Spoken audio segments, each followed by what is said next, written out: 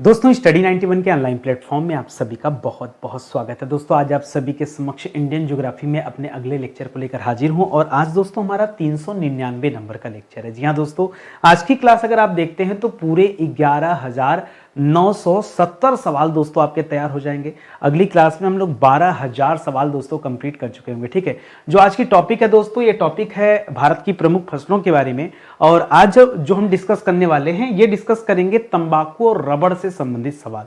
यहाँ दोस्तों आपके परीक्षा में बहुत सारे सवाल पूछे जाते हैं। इससे कुछ एग्जाम्पल यहाँ पर है कि तंबाकू जो है किस मूल का पौधा है, इसका चलन भारत में किसने शुरू किया, तंबाकू की खेती जो है दोस्तों ये किस विधि से की जाती है, इसके उत्पादन में भारत का स्थान कौन सा है, भारत में कौन कौन से राज्य जो है तंबाकू का उत्पादन करते हैं, उत्तर प्रदेश में कहाँ कहाँ या किस किस जिले में तंबाकू का उत्पादन होता है, जो तंबाकू संबंधित केंद्रीय तंबाकू रिसर्च इंस्टीट्यूट है ये कहाँ पर स्थित है, तंबाकू में कौन कौन से तत्व पाए जाते हैं, इसी तरह से रबड़ प्राप्त करने की विधि कौन सी है, प्राकृतिक रबड़ के उत्पादन में किस राज्य का कौन सा मतलब किस देश का कौन सा स्थान है, भारत का स्थान क्या है, भारत के किस किस राज्य में दोस्तों ये रबड़ उत्पादन किया जाता है और रबड़ में पाए जाने वाले मुख्य घटक कौन से हैं। इस तरह के सवाल बराबर आपकी परीक्षा में पूछे जाते हैं। अगर आप पेपर देते होंगे या पेपर को देखे होंगे तो आपको जानकारी होगी। ठीक है, स्टडी 91 से जुड़ेंगे तो फायदा ही मिलेगा कि हम लोग एक भी टॉपिक मिस नहीं करते हैं। कंप्लीट ज्योग्राफी आपको पढ़ाई जा रही है।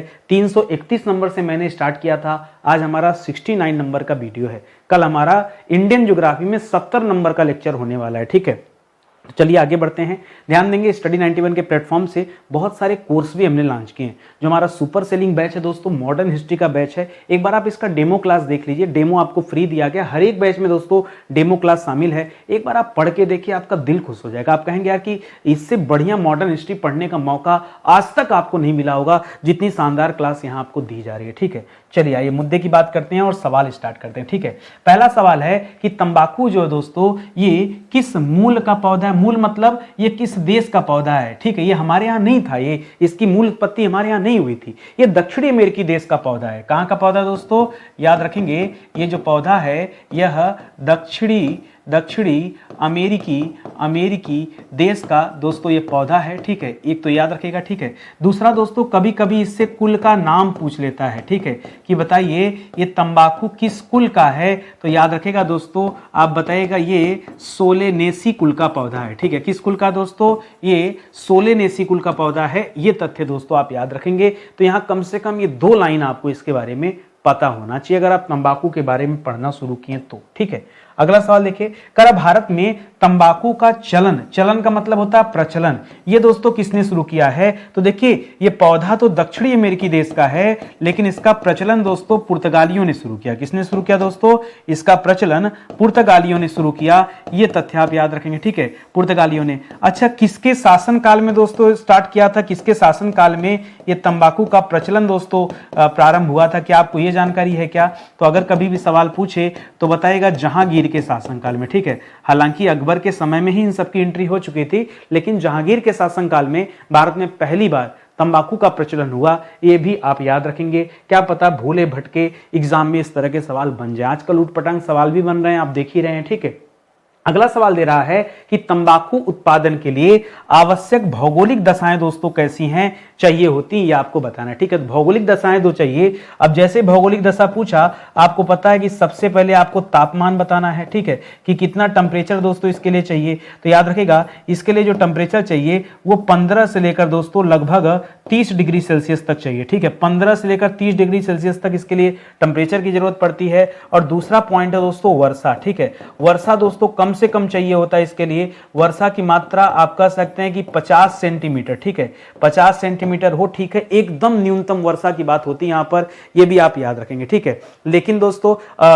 एक जो सबसे इंपॉर्टेंट है वो यहां पर एक केस लगाइए दोस्तों, एक स्टार लगाकर आप पॉइंट नोट कीजिए कि 100 सेंटीमीटर से अधिक वर्षा ठीक है, अधिक वर्षा ये इसके लिए क्या होती है दोस्तों, इसके लिए खतरनाक होता है सीधे सीधे। ठीक है, पूरी की पूरी फसल दोस्तों बर्बाद हो जाएगी अगर थोड़ा भी वर्षा दोस्तों ज्यादा हुआ तो। और तीसरा सवाल जो यहां पर इंपॉर्टेंट है वो है दोस्तों मिट्टी, कि किस तरह की मिट्टी की आवश्यकता पड़ती है यहां पर। तो याद रखिएगा इसके लिए बलुई दोमट मिट्टी की जरूरत पड़ती है। किसकी, बलुई दोमट मिट्टी की दोस्तों आवश्यकता पड़ती है। बलुई दोमट मिट्टी, खाली बलुई मत बोलिएगा नहीं तो फिर मरुस्थलीय क्षेत्र में चले जाएंगे और वहां तंबाकू नहीं पैदा होता है। ठीक है, तो इस लाइन को आप याद रखेंगे। ये 3 बातें दोस्तों यहाँ पर बहुत जरूरी हैं। अगर आपको तंबाकू उत्पादन करना है तो इस तरह की दोस्तों अच्छा, टेम्परेचर दोस्तों कहीं कहीं पे आपको ये वाला मिलेगा और कहीं कहीं पे टेम्परेचर आपको मिलेगा किताबों में 15 डिग्री सेल्सियस से लेकर के करीब 39 डिग्री सेल्सियस तक भी चला जाता है, यानी टेम्परेचर थोड़ा ज्यादा हो सकता है, 38-39 चला, लेकिन वर्षा ज्यादा नहीं।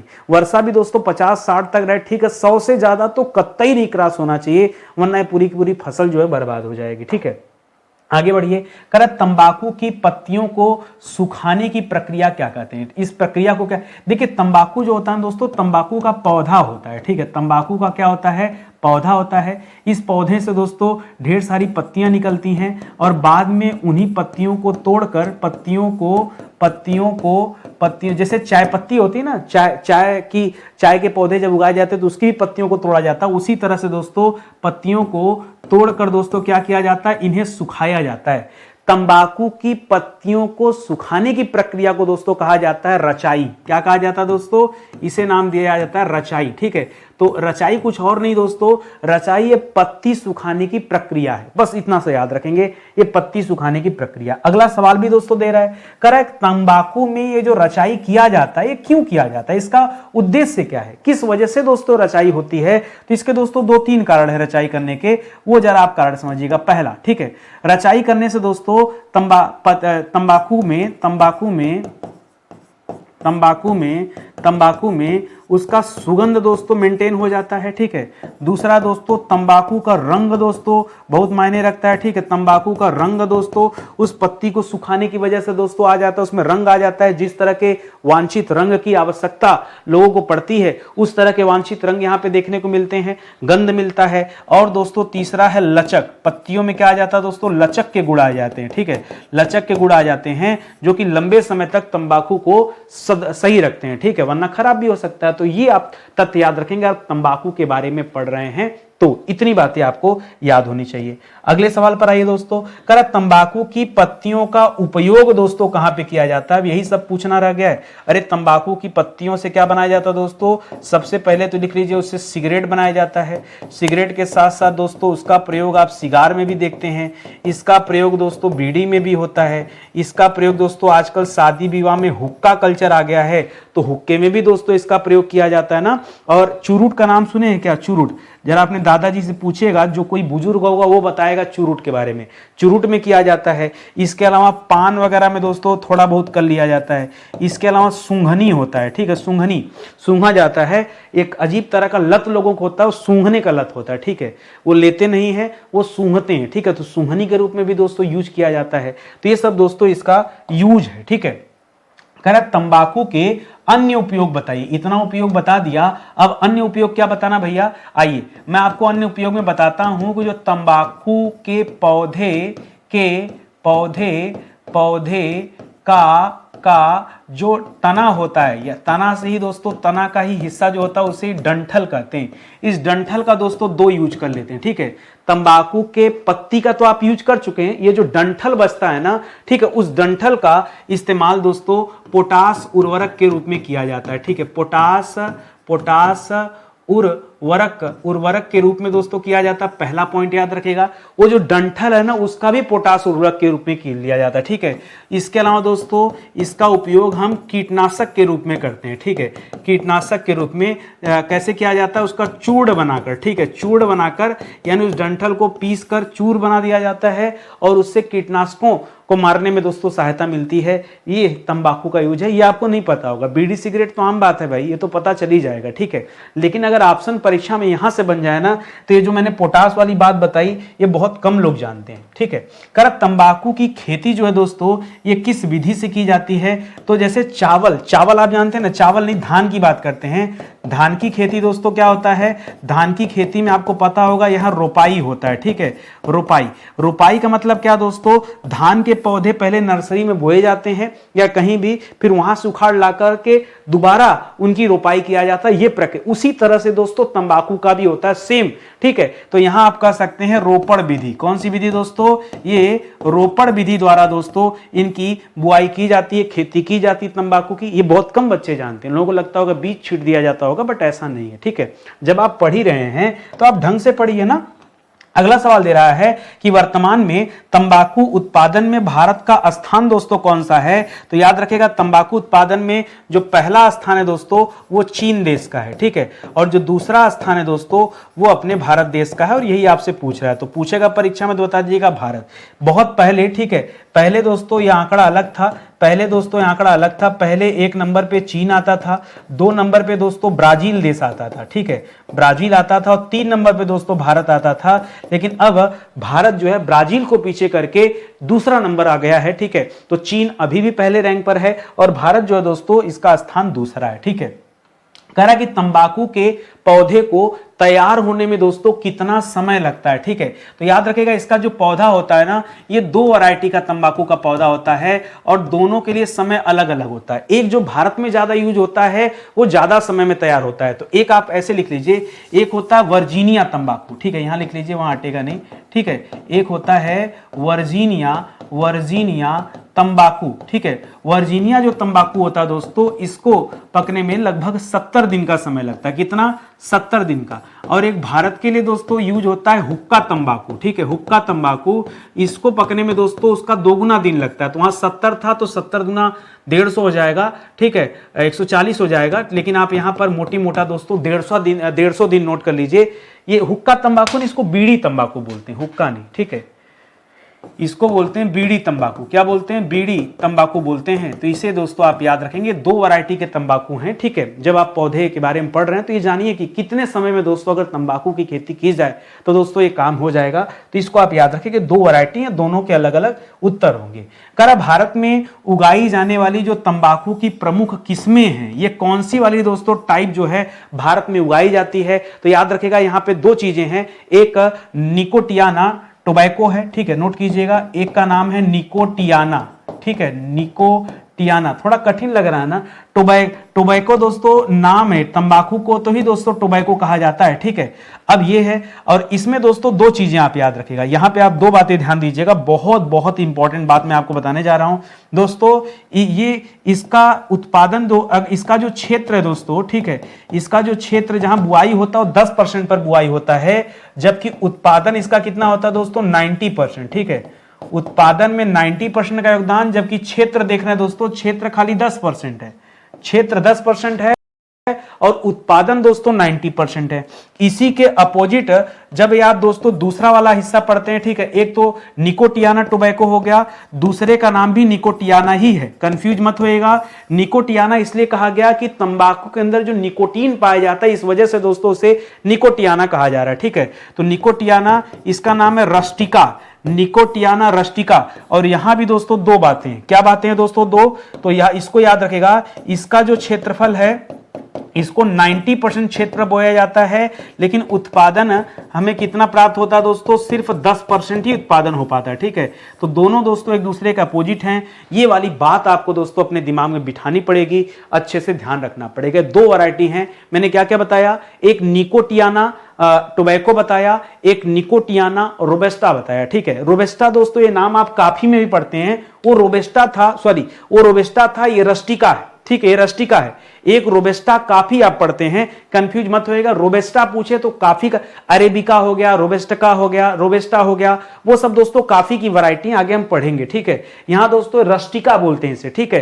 तो निकोटियाना याद रखेगा, बाकी यहां पर आप जो है रस्टिका और टोबैको, ये 2 चीजों को आप ध्यान में रखेंगे, ठीक है। आइए कुछ और सवाल आपसे पूछ रहा है, करा निकोटियाना टोबैकम, ठीक है, टोबैको कहिए या टोबैकम कहिए, टोबैको या टोबैकम भी इसे कहा जाता है, टोबैकम, ठीक है।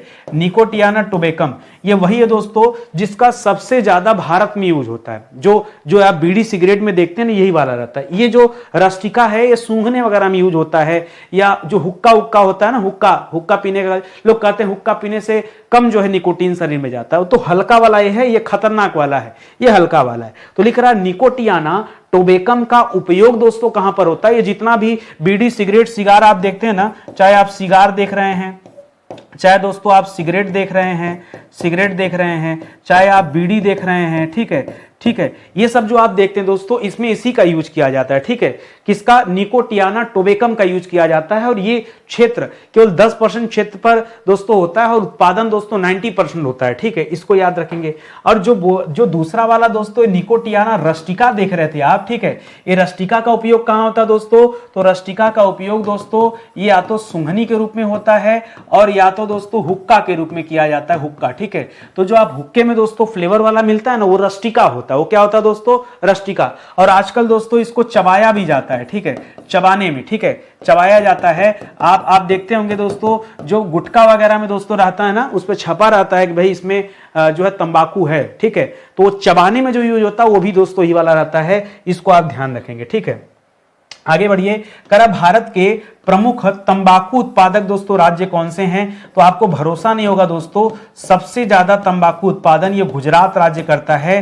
कितना परसेंट पता है? 41%। पूरे भारत में 1 नंबर पे दोस्तों ये चल रहा है, ठीक है। और इसी तरह से 2 नंबर पे दोस्तों आप याद रखिएगा आंध्र प्रदेश है, ठीक है। ये दोनों मिलकर अकेले ही दोस्तों 50% से ज्यादा उत्पादन तो ये दोनों राज्य मिलकर कर लेते हैं। अब इसके बाद दोस्तों जब आप अन्य पे आएंगे तब आप बताइए कि 3 नंबर पे उत्तर प्रदेश है, 4 नंबर पे कर्नाटक है, ठीक है, 4 नंबर पे कर्नाटक है, तमिलनाडु है, ठीक है। ये सब दोस्तों आ जाएंगे, ठीक है। तमिलनाडु है, दक्षिण में ज्यादा होता है तमिलनाडु। सर आपने अभी यहां पर तमिलनाडु के अलावा आपने उत्तर प्रदेश की भी चर्चा कर दिया।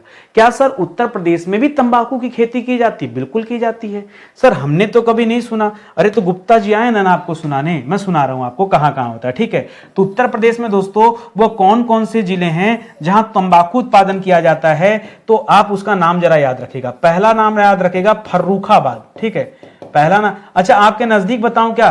पहला नाम आप याद रख लीजिएगा वाराणसी, ठीक है, वाराणसी। क्या बात कर रहे हैं सर, वाराणसी में भी तंबाकू की खेती होती है? बिल्कुल होती है। फर्रुखाबाद में तंबाकू की खेती होती है। और बाकी खास करके जो जगह है वो पश्चिमी उत्तर प्रदेश के अंतर्गत आते हैं। चाहे आप यहां चले जाइए, चाहे आप मेरठ वगैरह को देख लीजिए, चाहे आप उधर वो बुलंदशहर को देख लीजिए, ठीक है। बुलंदशहर में ऐसा नहीं कि बुलंद दरवाजा है, ठीक है, बुलंद दरवाजा वो आपके आगरा में, बुलंदशहर इसका खाली नाम है, ठीक है। अब बाकी आप आ जाइए मैनपुरी, ठीक है, मैनपुरी और सहारनपुर, ठीक है, मैनपुरी और सहारनपुर, ये जो स्थान है दोस्तों, यहां पर अभी भी दोस्तों तंबाकू की खेती की जाती है। इसे आप अपने दिमाग में रखिएगा। बात समझ में आ रही ना? देखिए कठिन नहीं है भाई, अपने दिमाग से इस बात को निकाल दीजिए कि कोई चीज कठिन है। हम जितने शांति से, जितने शिद्दत से, जितनी गंभीरता से यहाँ पर क्लास ले रहे हैं, ऐसी क्लास दोस्तों मैंने आपको पीछे पढ़ाया। आज तो हमारा 399 नंबर का लेक्चर। मैं बार बार आपसे कहता हूं, चाहे आप घर पढ़ रहे हो सेल्फ स्टडी या किसी कोचिंग के माध्यम से पढ़ रहे हो, अगर आप सच में तैयारी कर रहे हैं तो आपके लिए सीरीज दोस्तों बहुत इंपॉर्टेंट है। आप देखिए इस पूरी सीरीज के एक एक वीडियो को देखिए। अगर आप एंशिएंट हिस्ट्री देखेंगे तो इसी सीरीज 1 से लेकर 45 तक में दोस्तों हमने ये विषय पढ़ाया है। 46 से लेकर 91 तक में मैंने आपको मध्यकालीन भारत का इतिहास पढ़ाया है।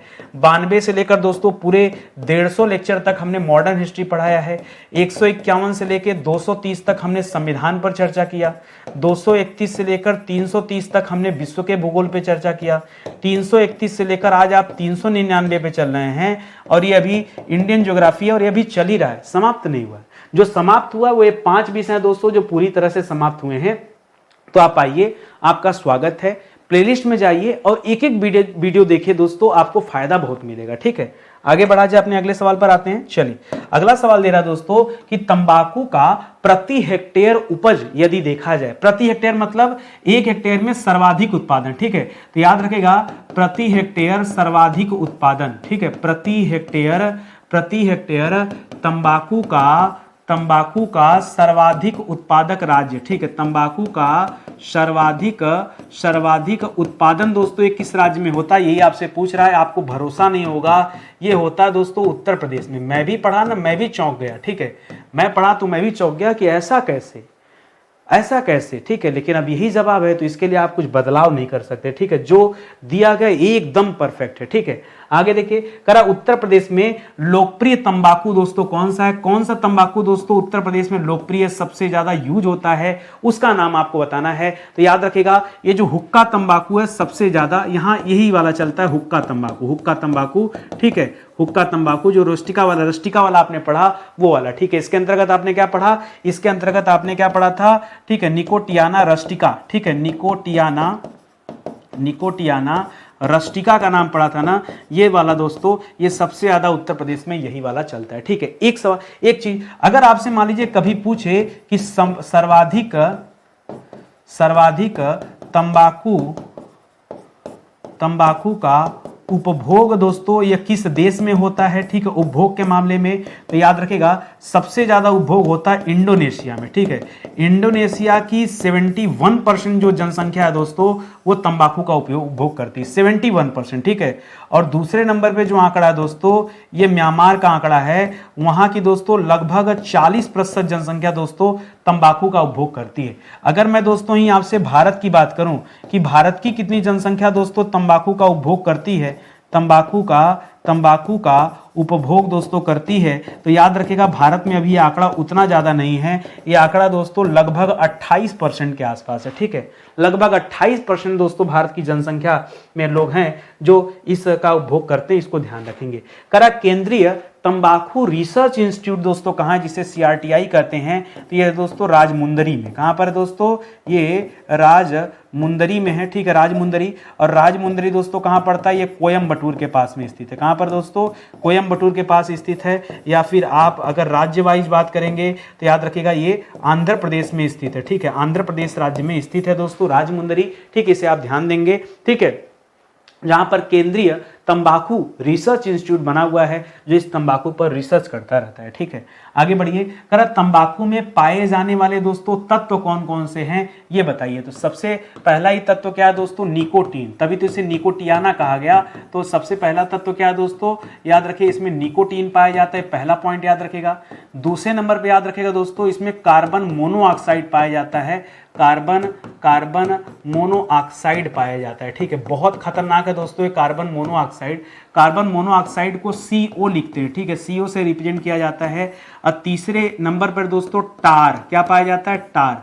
आप कभी प्रचार देखे होंगे दोस्तों तंबाकू का तो टार देखते होंगे, यही टार जाके हमारा फेफड़ा खराब करता है। ठीक है, तो याद रखिएगा टार पाया जाए, इसका नाम ही दोस्तों यही है, तो परेशान मत होइए। करा सिगरेट तंबाकू रिसर्च स्टेशन कहाँ है दोस्तों, तो यह भी दोस्तों उसी राजमुंदरी में ही दोस्तों स्थापित किया गया। ठीक है, जो राजमुंदरी है जो आपने पढ़ा आंध्र प्रदेश में, वहीं पर दोस्तों इसे भी स्थापित किया गया है। ठीक है, ये सिगरेट तंबाकू रिसर्च सेंटर है। ठीक है, ये, और इसके लिए बल्कि राजमुंदरी ना बोलकर स्पेशल इसका लोकेशन लिखिए गुंटूर। ठीक है, इसे गुंटूर, ये भी दोस्तों आंध्र प्रदेश में है, इसे गुंटूर में स्थापित किया गया। वहां केंद्रीय तंबाकू रिसर्च इंस्टीट्यूट था जो राजमुंदरी था। अगर आपसे सिगरेट वाला पूछे ना तब आप गुंटूर बताइएगा, ये आप ध्यान रखेंगे। ठीक है, आगे बढ़े दोस्तों, अगले सवाल पर आते हैं।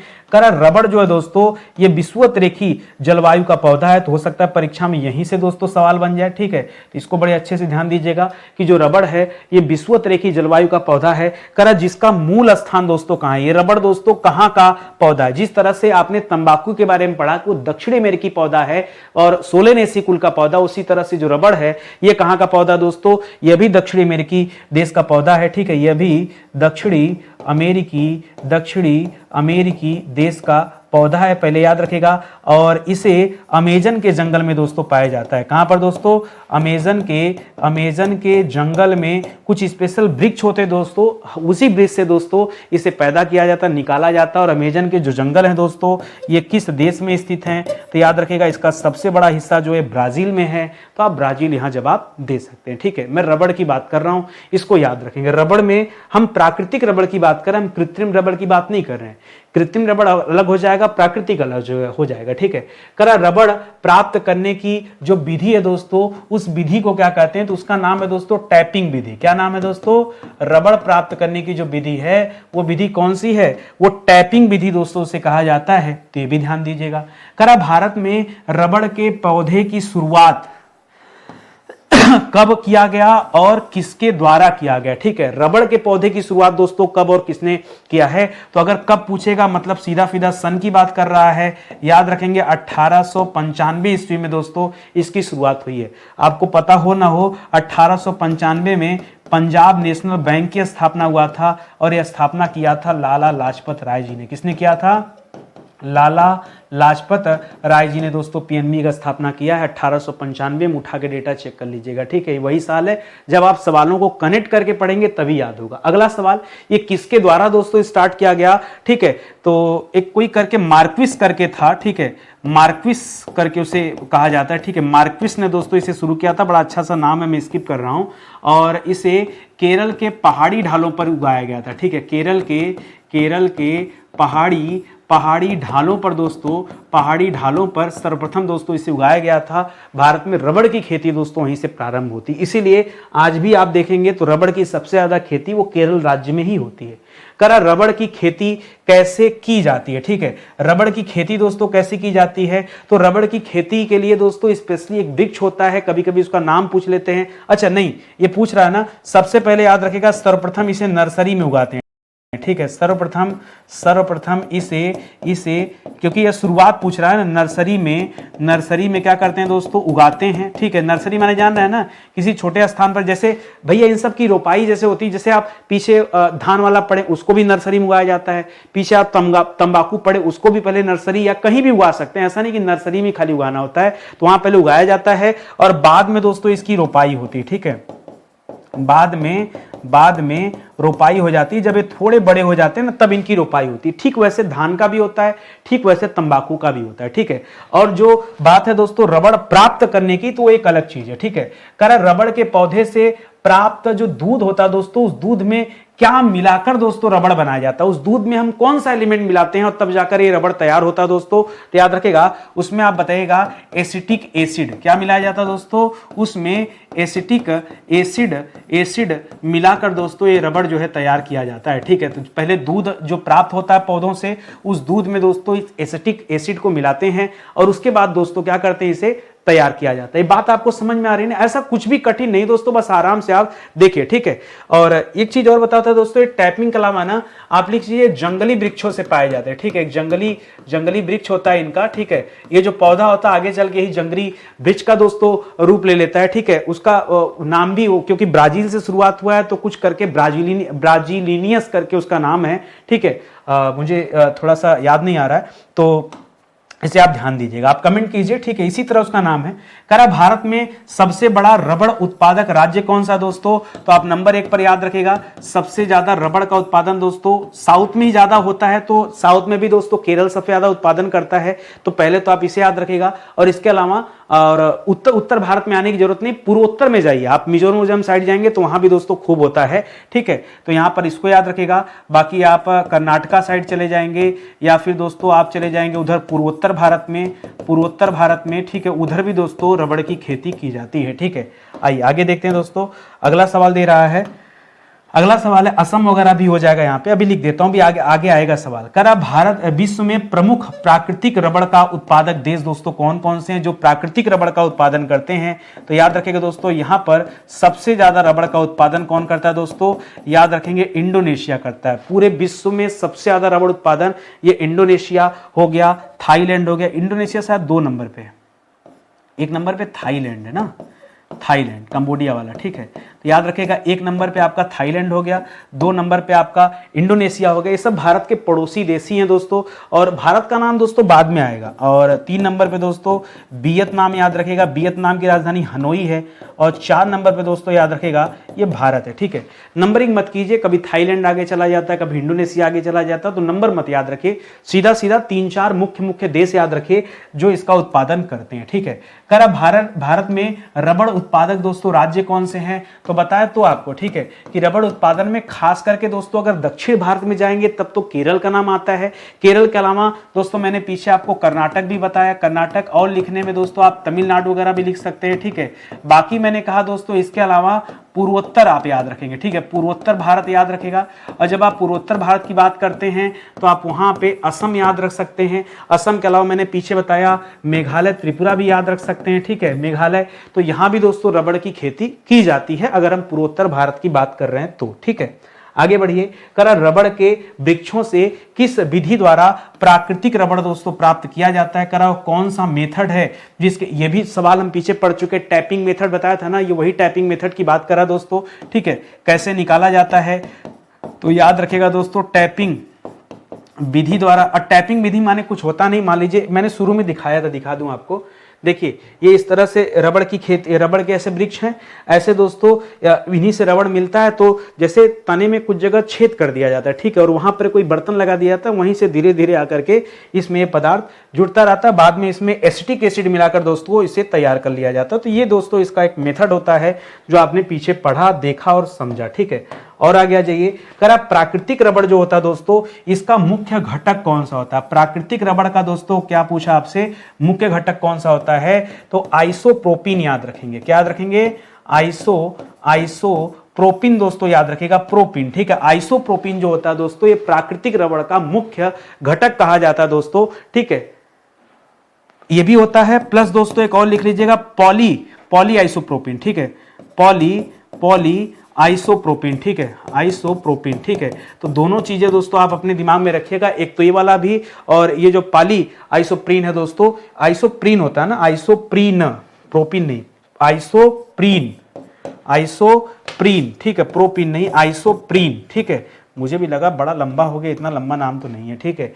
तो या तो आइसोप्रीन परीक्षा में देगा या तो पॉली आइसोप्रीन देगा, घबराइएगा मत। ये दोनों ही दोस्तों घटक के रूप में जाने जाते हैं, प्राकृतिक रबड़ के दोस्तों ये घटक हैं, इसे आप ध्यान में रखेंगे, ठीक है। तो इसी के साथ दोस्तों आज का सेशन समाप्त होता है। आप साथ में जुड़िए, बहुत अच्छी आपकी तैयारी हो जाएगी। जीएस ना मैंने बहुत अच्छे से दोस्तों कवर किया है, और मैं ये जीएस की सीरीज इसलिए कवर करा रहा हूं कि मुझे नहीं पता कि आप ऑनलाइन स्टडी कर रहे हैं या ऑफलाइन पढ़ रहे हैं या सेल्फ स्टडी कर रहे हैं, आप चाहे जहां पढ़ रहे हैं, अगर आप मेरे सवालों का उत्तर देने में असमर्थ हैं तो आपको नितिन सर के फाउंडेशन बैच को ज्वाइन करने की जरूरत है, ठीक है। ट्रायल के लिए आप पहले मॉडर्न हिस्ट्री देख सकते हैं। हमने पहला जो बैच लॉन्च किया मॉडर्न हिस्ट्री का बैच, मेरा मानना होता है ना कि आप बार बार विषय मत पढ़ो, आप एक बार विषय पढ़ो, परीक्षा चाहे जो हो, आपको बार बार इतिहास पढ़ने की जरूरत नहीं पड़ेगी। मेरे साथ आप इस बैच में एक बार पढ़ लीजिए, दोबारा आपको इस विषय को पूरा जीवन कभी नहीं पढ़ना है, चाहे आपको मेंस आंसर राइटिंग ही क्यों ना करना पड़ जाए, ठीक है। आपका कॉन्सेप्ट इतना अच्छा क्लियर हो जाएगा। तो मैं इसी तरीके से काम करता हूं, और आप अगर उत्तर देने में असमर्थ हैं तो फिर आप आइए, इसी तरह से हम बहुत सारे फाउंडेशन बैच जो है क्रिएट कर रहे हैं, आप उनको ज्वाइन कीजिए और उसके माध्यम से अपनी तैयारी कीजिए, तो अच्छा रहेगा, बेहतर रहेगा, ठीक है। बाकी हर बैच में डेमो क्लास मैंने दे दिया है, जैसा आपको उचित लगे आप ज्वाइन कर सकते हैं। अच्छा लगा हो दोस्तों तो लाइक कमेंट शेयर जरूर कीजिएगा, आपसे ही निवेदन है। बाकी ईश्वर हैं, सब ठीक है, ठीक है। चलिए मिलते हैं दोस्तों अगले लेक्चर में, तब तक के लिए बहुत बहुत धन्यवाद आप सभी का। जय हिंद, जय Bharat, thank you so much.